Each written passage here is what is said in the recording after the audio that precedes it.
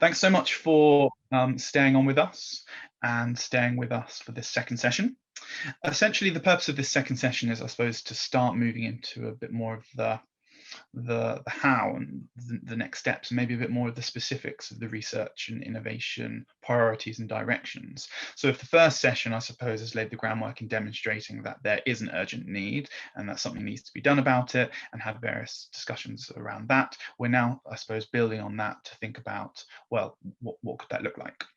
So the structure of this session is sort of in two phases. The first one that I'm chairing is sort of a fairly semi-structured but fairly informal discussion with myself and two fantastic colleagues from the Energy Shifts project, who I'll introduce shortly.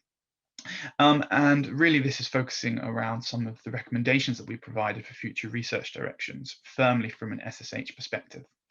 And then I'll pass over to Rosie, who will continue chairing responsibilities, and she'll then guide the great panelists that we have to reflect upon some of these discussions that we would have kicked off.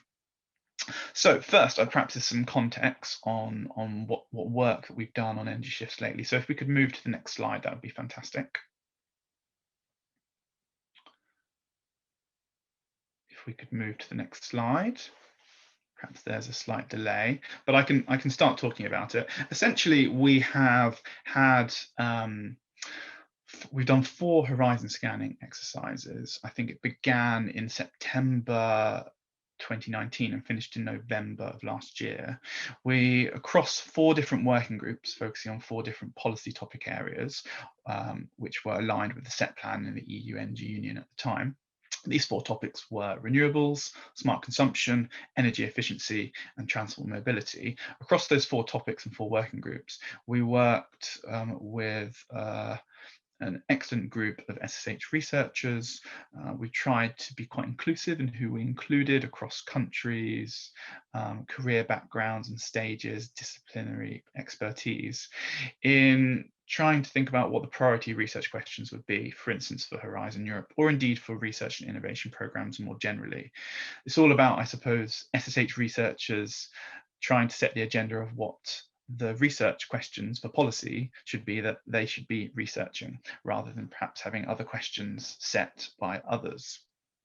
So with that in mind, we wanted to, I suppose, use that as a platform for further discussion, and perhaps one of my colleagues could put into the chat a link to the various reports, the PDFs that we published in November and submitted to the Commission around this, and hopefully it's a great resource for you to think about some of these contributions.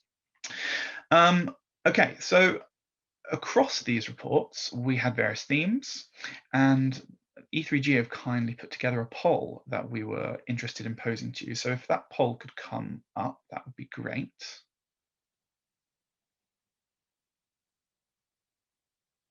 So the poll should be loading. Great. So essentially, across all of our priority questions, they sort of clustered around similar themes, and we'd be really interested to know from those attending today which out of these 6 themes you thought was currently the most overlooked but yet urgently needed addressing.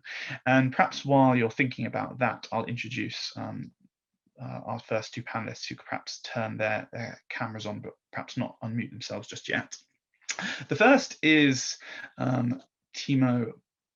Oh, I'm just going to remove that so I can see the screen. Our first is Timo von Worth, who chaired the renewables working group that I talked about, and he's assistant professor at the Erasmus School of Social and Behavioural Sciences, and has been contributing magnificently to the Shifts project throughout the process, and is based at our partner Drift. Great to have you here, Timo, and his background is in primarily transition studies. Our next panelist is Marianne Rogoff, and she is a professor of science and technology studies. If you could put your webcam on, that would be great.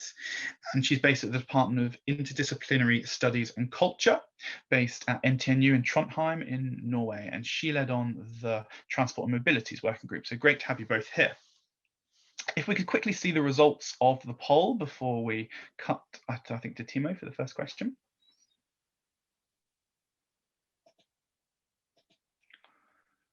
Are they appearing? Great. So interestingly, a fairly even spread. It looks like culture, narratives, and imaginaries takes it. I suppose, if anything, this would be good to bear in mind for our panelists, that there's a fairly even spread across many of these, and I suppose perhaps just emphasizes all of the different priorities across the policy and SSH communities in the different ways that it could be used. So that's great to bear in mind, and perhaps we can keep that in the back of our heads. So Timo, perhaps I can come to you for the first question, just to kick things off. Was there anything particularly surprising that you found in doing the horizon scans? Yeah, thanks, Chris, and hello, everyone. Well, I wouldn't say immediately surprising, but I was also impressed, as you laid out this morning, Rosie, by the diversity and richness of the SSH perspectives on energy systems. And now you have seen some of the key themes here in this short poll, such as justice and inclusivity, policy design, or unintended consequences. To me, all of the identified themes set out an agenda that strongly complements the currently still dominating perspectives of, you could say, mainly economic or technical feasibility research. What was particularly interesting in our working group was the theme transformative governance. With this theme, our working group emphasized the urgency to better understand transformation dynamics over time, to address, for example, the inertia and the path dependencies of the existing energy regime and energy structures. But more importantly, also the new institutions, the new rules or policy instruments that are needed, as we heard earlier, to move forward faster towards a climate neutral and just energy system. So yeah, in a nutshell, I would say transformative governance as a theme was standing out to me as a cross-cutting and relevant theme. Thank you. I suppose that links nicely to some of the things that have come out from the first panel implicitly around all the different applications of SSH and all the different roles that putting people first actually sort of requires and demands. Marianne, if I could come to you, I mean, I suppose as Timo's point there, there's an awful lot that SSH can do. Transformative governance is important, and that cuts across all of these different areas as well. I mean, one thing that we've really felt in a project when we've been approached, for instance, by various policymakers and others, is that SSH is often used interchangeably with citizen engagement. It's almost like SSH is citizen engagement. So across the horizon scans themselves, what did you find that showed that it wasn't that wasn't the case? I mean, obviously there's a lot that is, but could you talk a little bit around that perhaps? Yes, thank you for that question. Yeah, first I would like to stress that this, of course, is an important task for SSH researchers. However, as you said, it's often ignored that SSH is more than this typical user studies, a way to create acceptance. And I think the all four Horizon Scan reports illustrate that very well, as also Timo pointed out. First, by highlighting the breadth of SSH-related perspectives and topics that concerns SSH that goes beyond creating acceptance. And second, I would like to stress the understanding of the role of society should not be confined to understanding consumers, as publics are created everywhere. For instance, they are produced by the policies, they are co-produced with policies, the way policies are framed, and also in and by research and innovation practices. And if I can say a third issue, when focusing on creating acceptance, this is often conceived of as a community or market acceptance by users. Although this is, of course, important to also focus on acceptance by policymakers, by key stakeholders, firms, and investors. And we should probably focus more on how do we create that. Thank you. Yeah, I mean, I think that's a really excellent point, and I think also links to a lot of what is in the Commission's priorities at the moment. For instance, within Horizon Europe, they talk a lot about co-creation, bringing different stakeholders together. And I suppose you point out there about the need for broadening social acceptance and perhaps making it more process-based rather than more sort of top-down, focused on sort of persuading people on what is already being determined. Timo, anything that you'd want to flag up on this across the scans in terms of co-creation, building people into the process? I think Marianne also mentioned one key aspect that was coming through already this morning, that participation and inclusivity definitely goes beyond citizen participation. I would say in our working group two aspects were standing out. One is the consideration that researchers in the future would even more actively take the role of change agents. And that means engaging and collaborating directly with stakeholders and critically challenging their current norms, challenging their current practices. And there are knowledges how to design such research from transdisciplinary sciences, from action research histories. And this engagement with society, as I said, goes beyond citizen participation and may involve many other actors. And linking to that point, there was also a call in our working group, not shared by all, but a call for more normative research positions. For instance, when we conduct research on reducing energy poverty, together with local communities or municipalities and local energy providers, yes, we may have normative assumptions about the desired way forward. And some colleagues also saw this critical in our group. But other colleagues argued that there are a lot of opportunities with these normative research starting points to create more transformative impact then. So yeah, in a nutshell, allowing for more normative positions while critically reflecting upon them, that was really a relevant aspect in the working group. Thanks, Timo. Yes, certainly I'd echo that in the working group that I chaired, and I know that Rosie had similar discussions in her group too. This sort of tension between sort of how revolutionary versus evolutionary, how normative versus critical you need to be. So perhaps I can finish by posing a question to Marianne. I think this links really well to a question that was submitted before the conference. So I'll read it and make sure I get this right. So this was submitted by Celia Katsev from KTH Royal Institute of Technology. Thanks so much for the question. And coincidentally, she was also a working group too. That's the Smart Consumption working group member. So the question was, how do you think the role of social science may step up from having a critical role to taking a more leading and proactive role? So Marianne, if you could close this phase of the session by responding to that, that'd be great. Wow, that's a great question, Cecilia. So thank you for that. Yes, I think there are definitely reasons to believe that SSH researchers could and should take more proactive roles in agenda setting. And there is no simple answer, I think, to how, as I see it. As this is, of course, something that can be solved by SSH researchers, cannot be solved by SSH researchers alone, but something that needs to be targeted, I think, from different angles at the same time. For instance, by thinking about how intermediaries like, for instance, E3G and other organizations can be used to translate between SSH and policymakers. And this is also, of course, a question about research infrastructures and funding.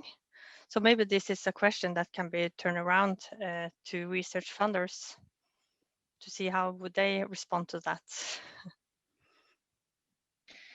Thank you very much, and thanks so much to Timo and Marianne for those contributions. If you're able to stay with your webcam on, but unmuted as I'll do too, and we'll pass over to Rosie for the second half. Thanks so much. Thanks. Thank you so much, all of you. So I'm now going to ask for some insights and responses from our panel members, our external panel members. And I'm going to turn first to Isabella Buska, who is head of the Brussels office for the Federation of German Consumer Organizations. So if you wouldn't mind turning on your video, Isabella, but just stay muted for now.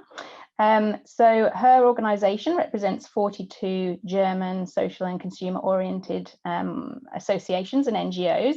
And I saw from looking at your online profile, Isabella, that you are quite passionate about fairness and advocating for better public policy.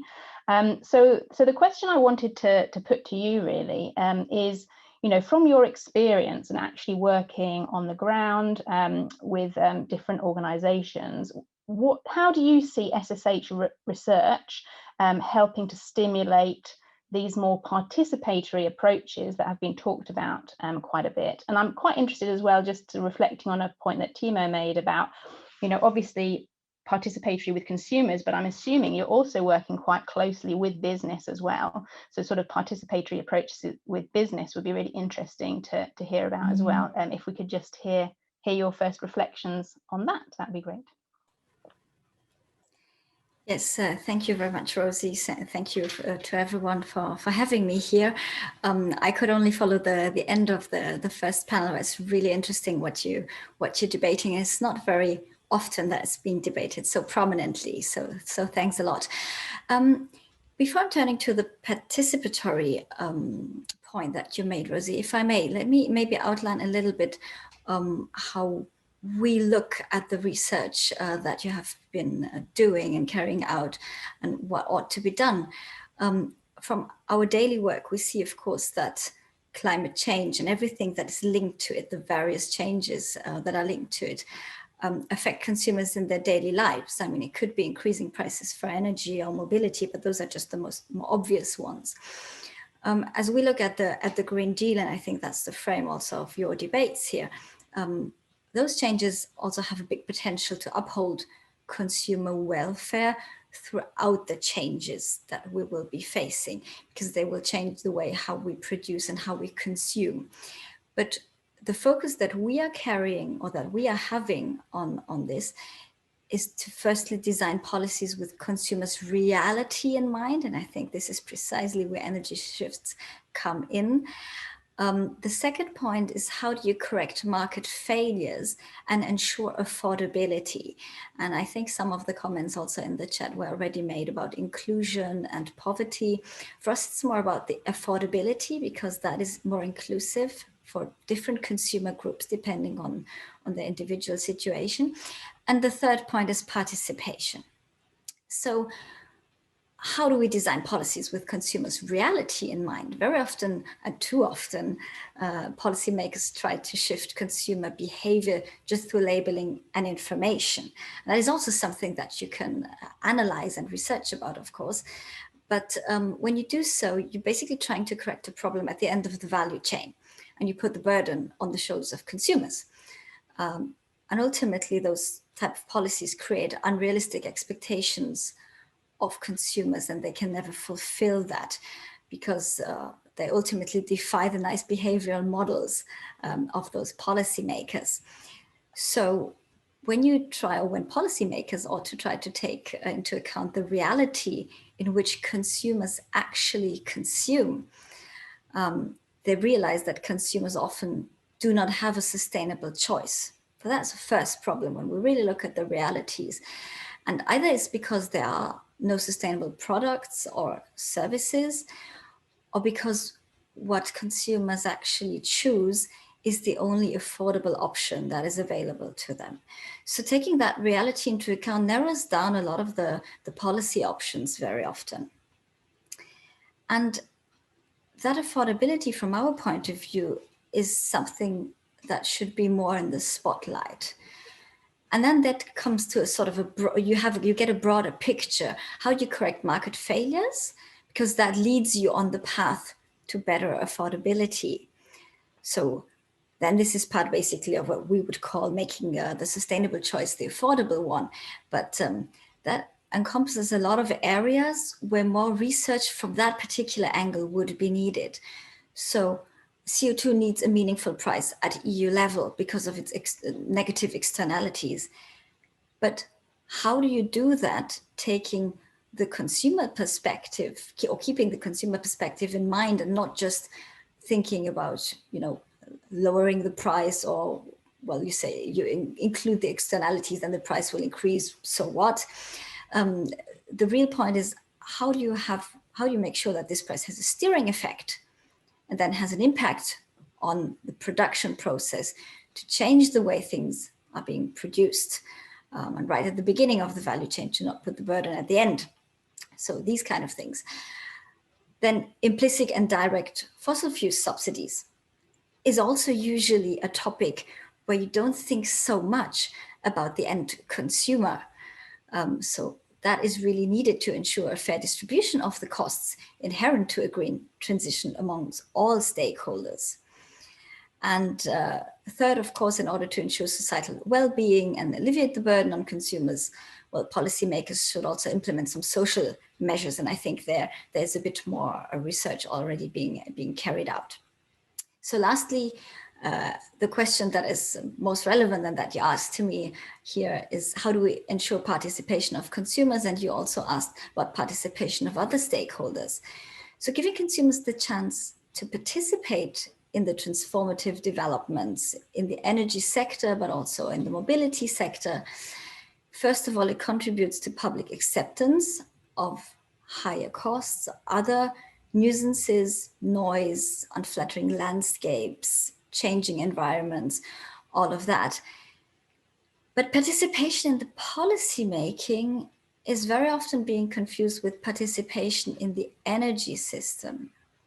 So when we first look at the consumer, we look at what we call prosumerism. So how can you come from the situation of just consuming something that is available to you to actually co-producing it? I think you've also mentioned that already. And there are several ways of doing that. Citizens' energy associations is one way. How can you participate actually in the building, in the way energy is being generated? But also, what can you do within your own home? So one of the first things for prosumerism, for instance, and I give you a concrete example what I mean, is to create possibilities, for instance, for tenants to self-generate and self-consume the energy that they produce and making that financially attractive. And how you do those things requires a lot of research, a lot of calculation, and a lot of understanding what drives people to actually invest in these type of technologies in the first place.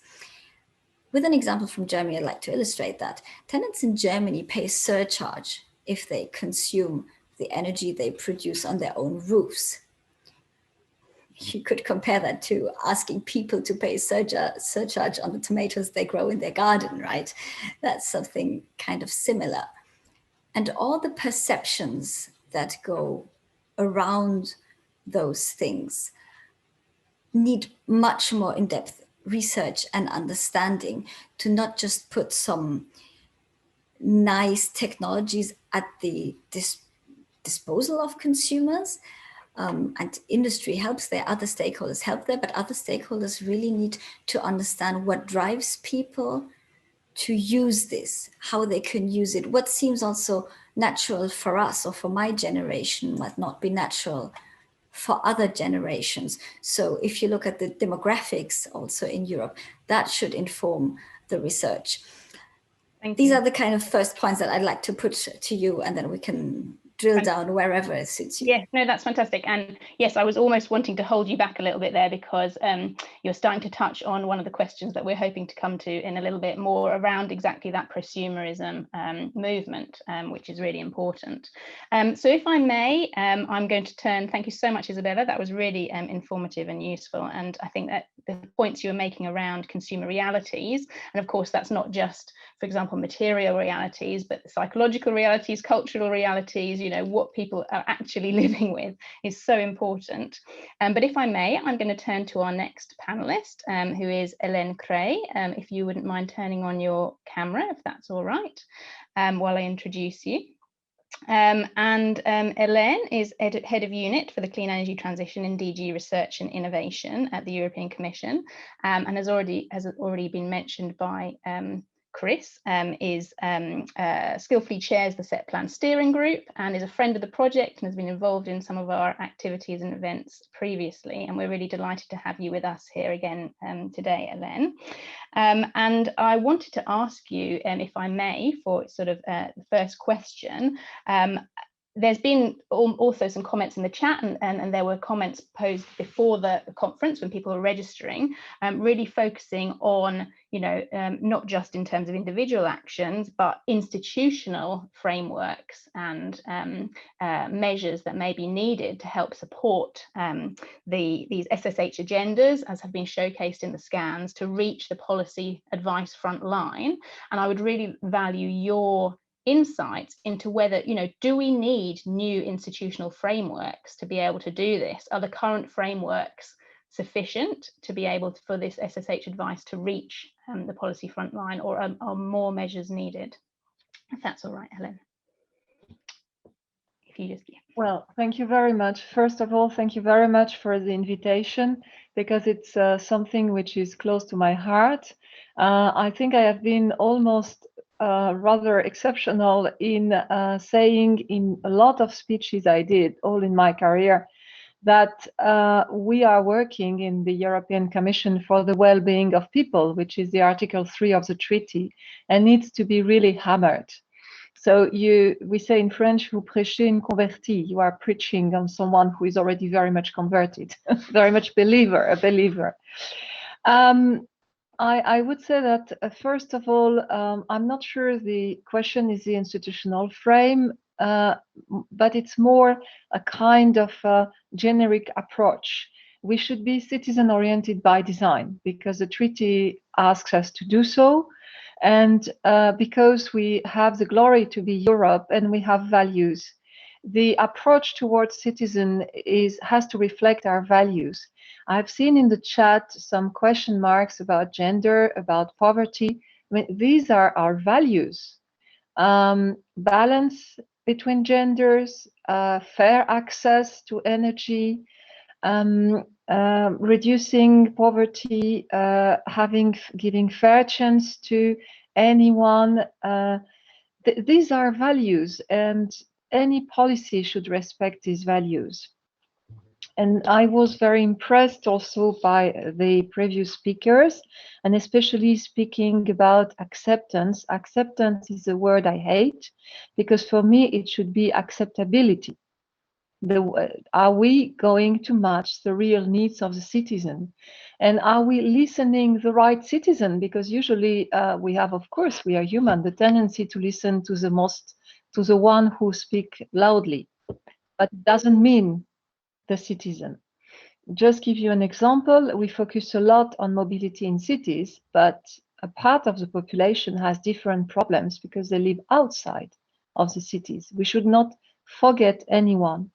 So having said that, why in energy? Because energy is the blood of the economy. It's the blood of everything you do. We cannot consider energy only on supply. We consider energy as the use of energy. We have a lot of technologies, and it's good. Research should continue to develop technologies and ideas. This is their role. Now, let's consider that as a reserve, and we pick it up when we need it for some specific goals, which are human goals for well-being. That's a different approach.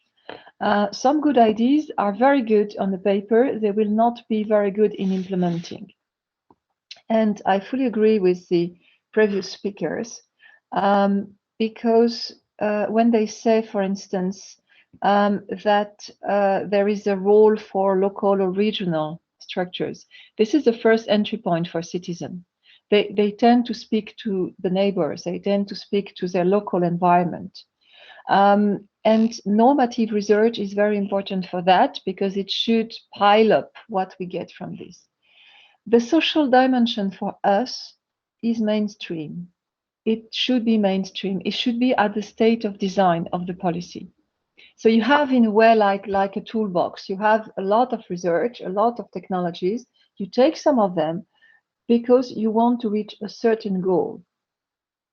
And by doing the reverse way, we have the possibility, meaning not only developing a technology, but looking on what we want to do and then finding the right thing, then we can include this social mainstreaming. I'm very keen on poverty. I'm very keen also on the fact that in the current crisis, there is a trend to increase poverty. And this is so contrary to our values. So this research, I don't think we need a new institutional framework, but we need to use everything we have set up. So later on, we can speak on how Horizon Europe will tackle that. But I think it is all above all the tools of the Commission. And I don't want to take too much on your time. The only thing I would like to add at the end is that citizens' need is not only citizens' wish, it's also citizens' protection. It leads also to security and safety, and also to a healthy environment. And here we join climate, to healthy food and healthy environment. Thank you. I stop here. I don't want to be too long. There are other very interesting speakers and very interesting speech to hear. Thank you. Thank you so much, Hélène. That's fantastic. And some, excellent points. And, this echoing, the sort of powerful nature of considering some of these central values, particularly around poverty, for example, is really crucial. I'm now going to turn to our third panelist, if I may. So Niall, if you wouldn't mind turning on your camera. Niall is Director of the Cleaner Production Promotion Unit at the University College Cork, and he works firmly at the intersection of social sciences with science and engineering, and has been involved with and led numerous projects and many Horizon 2020 projects, very experienced. And he was also a member of our energy efficiency working group. So he's seen sort of from the inside some of the process that we've been through over the past year, although we're very keen to hear his reflections from his sort of wider experience. So if I may turn to you, Niall, can I ask you, again, because you're particularly familiar with the Horizon scans themselves and these lists of 100 questions in the different topic areas, how do you see these feeding into future Horizon Europe projects, being someone who's involved in these projects on the ground and potentially aiding SSH integration, perhaps also within more technical led projects? Thank you, Rosie. I think the first thing is that the questions that were derived by the working groups, while they may not end up in the work programs themselves, they should hopefully inform the mindset of those writing the work programs. I think that's very important. And those who write the work programs dictate those who get involved in the projects. And we talk here about social science and humanities and greater involvement of that. But of course, as we all know, there's great diversity in the social sciences and humanities. So how the call texts are written dictates which social scientists, which humanities are involved or invited to be involved. So we have come from a stage where we have a technocentric, an economic-centric view of the energy system, where slowly we're realizing that no, it's actually part of the human system. It's part of society. We need to look at a more holistic view. And we're slowly inviting in social scientists to take part in these deliberations. But so far, those who control the energy domain seem to want to invite only those who share the mindset that they have. So those who share the same individualistic, rationalist perspectives. And they have a role to play, of course, but there's far more than that. So I looked through the various questions that the working groups come up, and there's huge diversity there. I do agree with Timo's point earlier that many of the questions are still grounded in the same paradigm as we always were, but that's because researchers always react to funders' needs. So I think there's a reading between the lines needed also to see what's there. So I suppose the writing of the call topics is of key importance. Who write those? What are the skills of the people who write those? And then I think equally important are the evaluators, and we all have a role to play there. We all should be doing evaluations, but who evaluates the proposals when they come in? And obviously, if you're coming from a particular perspective, you're going to have inbuilt biases, inbuilt perspectives that, you know, and that's a challenge to this. I think that's something that must be borne in mind. I'd also like to just kind of very briefly reflect on a thread that I've seen in the chat about acceptability and acceptance. I think Alan actually took my she almost took my catchphrase. It's something that I often say to students, that acceptability is what we should be aiming for in the energy system, and it needs to be built in.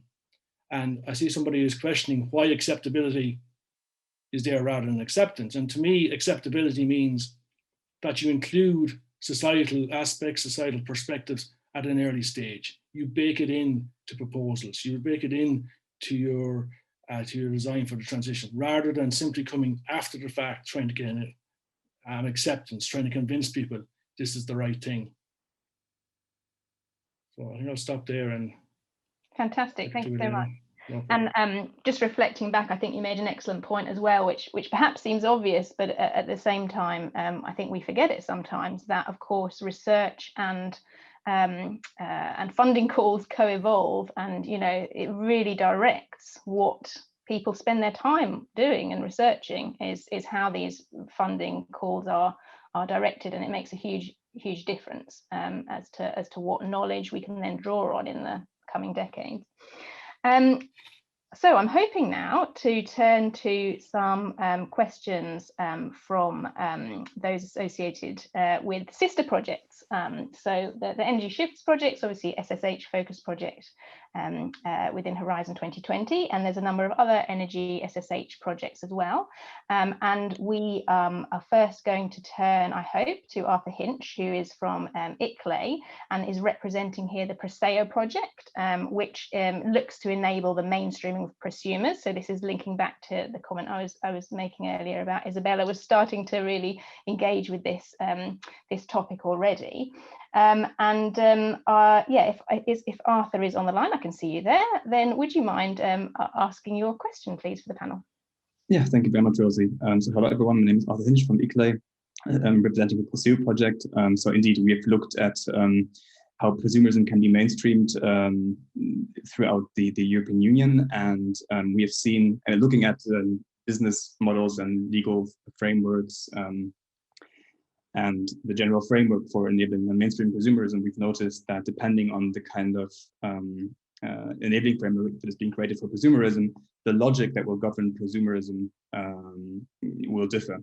So my question would be, from an SSH perspective, how can we facilitate an energy system in which citizens and prosumers have a more active role in the energy transition, while at the same time ensuring synergies and cooperation with traditional energy market actors? Thank you so much, Arthur. And I'm particularly keen as well to kind of link up to that final point that he made around making sure that we have, you know, cooperation with market actors that have perhaps been around for longer, so-called incumbents and so forth. If it's all right, may I turn to you first, Isabella, to talk a little bit more about this, and I might come to Niall after that, if that's all right. Isabella? Sure, thanks for the question. I mean, I think that's the $100,000 question. There are a number of ways how you can do this from policy perspective as we see it, but it's not super easy. I mean, probably you have to design different elements in your policy making if you want to increase first the participation and the engagement and exchange between, let's call them new and old market actors. So a number of things I've already mentioned in my introductory remarks is prosumerism, or participating in an energy, citizens' energy community, something like that. But of course, it also goes with something that you may traditionally not include in the perspectives. So what about consumer rights when consumers want to engage with their traditional energy provider or with the aggregators? Those were debates that we had over the last couple of years in the redesign of the different energy directives at EU level, because if you're able to take your energy karma into your own hands, if you want, because you can engage with aggregators, for instance, or you can engage with new technologies, then you will become more active. But if governance or policy makers put a lot of burdens and really high, if they put a lot of obstacles in your way to this engagement, you will see both citizens as citizens and consumers as consumers very quickly withdraw. Why is that? Is because being a consumer or being a citizen is not a full-time paid job, right? We are all of this. We are mothers, we are fathers, we are caretakers, we are a lot of things at the same time.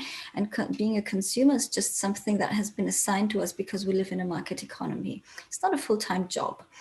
And if I may also then propose or put something to you as a suggestion, is really also to have some fundamental SSH research about different consumer groups and how to reach them. Because policies tend to be one size fits all, but they won't fit actually. So to put an answer to your question will require several answers, and they will have to be different depending on the group that you target. I leave it here for the one moment. Thank you so much. And I don't know if I can turn to you, Niall, for just a short reflection. I'm particularly interested, perhaps, if you had any thoughts around this aspect of how SSH evidence can be brought into this on the ground. And also, I thought that was a great point that Isabella was making about these different roles that people play in their lives. And it was certainly something that came up through our working group discussions as not just thinking about consumer needs, but indeed thinking about people as family members, thinking as workers, professionals, all of this side. So yes, some thoughts from you now. No, I was very heartened by Isabella's comments coming from a consumer organisation that she sees people not just as consumers. Because when we go up in the morning, we don't decide that we're going to use a kilowatt hour of energy. We take a shower because that's what we do. That's our social norm. Energy for most people is quite invisible in our daily lives. And I think it's this knowledge, and it's acknowledging the difference between energy and other commodities in this way needs to be taken into account. And appreciating the value of the lived experience of people, of the different groups of people that Isabella has taken, those who are quite affluent, who are more likely perhaps to invest in the renewable energies that we're talking about in the solar panels and so forth. Those who are quite vulnerable to energy poverty, who know exactly how much it costs to boil their kettle, who know exactly how much it costs to make their lunch energy-wise. And just to understand how they live their lives and to appreciate the expertise that they have. So a lot of people talk about SSH research as being study about people. But really, it's also with people, and it's collecting this information, and it's treating them and acknowledging them as peers in the research. I think this co-creation of knowledge is quite important. I think, and this goes back to Isabella's point that we need to develop new knowledge, and this co-development of this new knowledge then can feed into how the citizen consumers, to use that hybrid phrase, can better engage with the energy system. Absolutely. And I can't claim credit for it, but certainly this idea, this phrase that people are the experts in their own lives is such an important one, I think, here. Fantastic. I'm going to hopefully bring in another of our linked projects. Fantastic. I see Christian is there. Christian Klockner from the Smarties project, which is particularly looking at different types of energy and mobility related social innovations, but he also has extensive experience across other energy SSH projects such as Echoes and New Enchant project, I believe. And he was also a member of one of our working groups on mobility and transport. So Christian, can I turn to you for your question, please? Yes, thank you for giving me the opportunity to ask this question. And to frame it, I would like to use the narrative that Chris opened this morning with energy shifts being like the bridge between policymakers, stakeholders on one side and researchers on the other side, especially SSH researchers. And I think that Energy Shifts has done a lot of great construction work on that bridge, but I also feel that the bridge is still pretty much under construction. And I also feel that sometimes we are not even sure that we started building the bridge on the same level on both sides and at the same place. So to put it in less figurative terms, I'm wondering about what do we need more in the future to make sure that questions that SSH scientists come up with resonate with policymakers and stakeholders, and vice versa. So how do we make sure that the questions that policymakers sit with resonate in the questions we deal with as SSH researchers? Because I think even if there is a lot of interest on both sides, we still struggle to actually talk to each other and to understand how we work and what we can achieve together. Thank you so much, Christian. Hélène, would it be all right to come to you for some reflections on this idea about making sure these priorities really resonate with policymakers in particular? If you're able to. Are you there, Hélène? Mm-hmm. If not, I wanted to get a couple of reflections from our working group chairs on this question. So Timo, may I turn I'm sorry. I had a problem to find my video. I just didn't wait. We face quite a lot of problems with, I do face quite a lot of problems for Teams. That's why I was a little bit late. Sorry on that. So the bridge between policymakers and researcher, it's a very good question, because we face that regularly. And I always frightened that maybe we didn't look enough to the questions, the legitimate questions which are coming from researchers. And also we don't explore enough with researchers what they could bring to us. As I said, we should, how to say it? We have a personal agenda, all of us, we have a personal view. The value of the co-creation is that you exchange a lot of views, and so you can be sure that you can input in the common thinking a lot of personal experience which will feed it. One of my major approach in one of my previous jobs was given by an assistant. She was not a specialist in research, but she was a specialist in her own life, and she had a problem. And I would like just to make very clear, I was very impressed by one of the previous speakers saying that we should look at all the consumers group or all the citizens group. And I said, not the one who speak loudly, not only, let's say. I just give you an example. It's very nice to push for biking, but 18% of the population cannot bike. Don't forget them. You see what I mean? The EU works for all. It doesn't work for the most advanced, the most rich or not. However, it works for all, including the seniors, including the sick people. This is the value of solidarity. And I think in discussing with the researchers, the other way around, the other side of the bridge is that we as policymakers, we can also raise awareness of researchers about that. That 20% of people in the EU may face problem with digital devices for their energy consumption. That's one blunt example. Huh? So just, I'm not sure I answered, but this bridge between policymakers and researchers, it's a dialogue. It goes two ways. Fantastic, thank you, Hélène.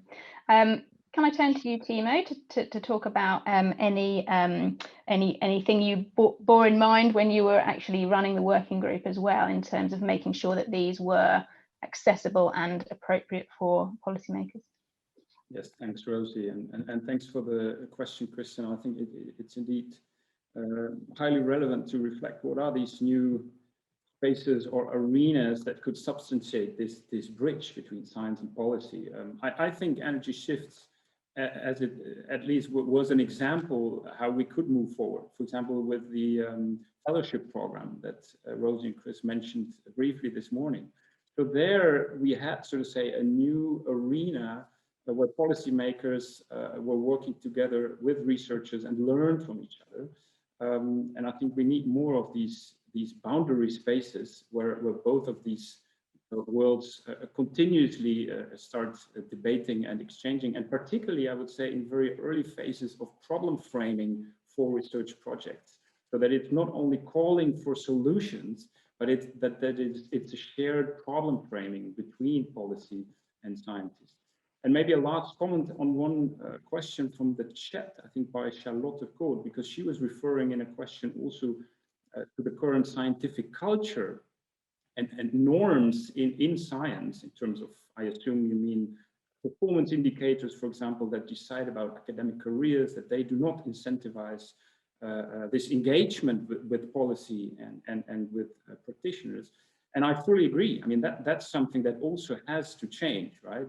We need new rewarding structures in the universities in science as well, that not only the sheer publication record and citations, so to say, is accountable for academic careers, but that co-creation, which often obviously takes more time and more efforts than desk research, that this is also rewarded. So that is also on our desk internally in the academic system to move forward with that transition, that more transdisciplinary work and more, so to say, boundary spanning work into society is becoming possible.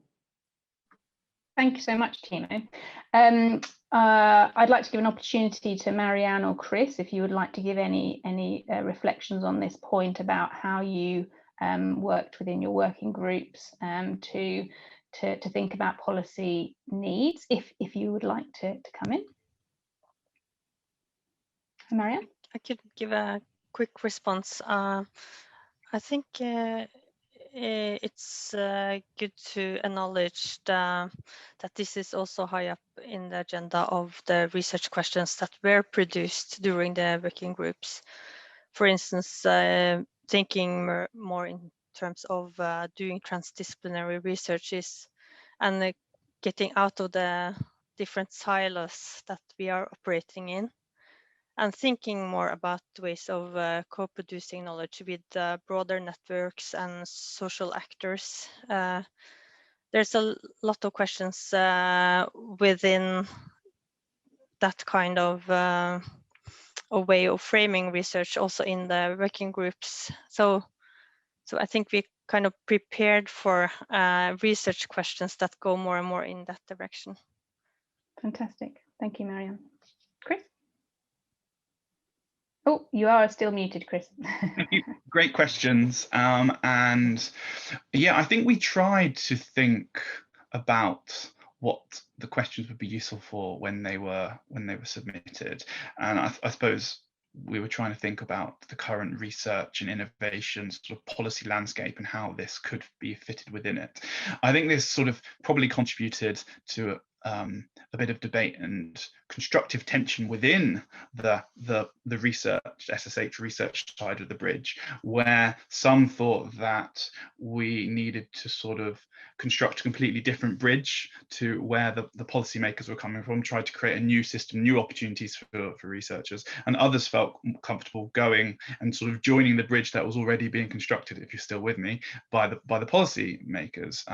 So I suppose there's a question about sort of how comfortable the existing funding structures were to service the needs of the SSH research crowd. We, I think, as a project in presenting these horizon scans, tried to think, well, if these questions would be slotted in or would be considered in some way for the societal challenges components of Horizon 2020, which are inherently more policy facing, then in some way they do need to speak to the existing policy priorities. We wanted to do that, but also to create space for things that weren't in there. So we tried to sort of do a dual role to sort of represent things that weren't necessarily considered, as well as speak directly to the priorities within them. We tried to do that through various procedures, but it wasn't exactly the questions that are being raised now are exactly the sorts of things that we talked about internally. So yeah, good to raise. Thank you so much. I'm going to try to squeeze one very final quick question in. I'm going to pose it to Niall, and I'm going to try to combine the question that Timo started or partially responded to, which I think has been posed in the chat, which is around this role of scientific culture and norms, perhaps favouring less sort of this applied and interdisciplinary and policy engaged research, and also kind of merging that with your experience within interdisciplinary projects and sort of the tensions that there may be, the challenges in kind of working across disciplines and this kind of scientific culture and so forth. And I don't know if I can just get a last minute or so of your thoughts, Niall, of your experience working, you know, very much firmly within the research world, of some of the challenges that we may face there.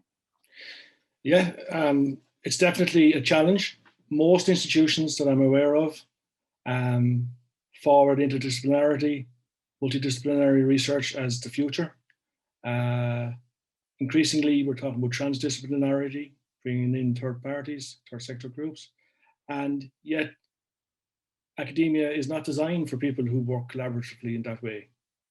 Now that will differ from discipline to discipline, but there's some disciplines where you will be absolutely penalized for working outside your core area, others less so.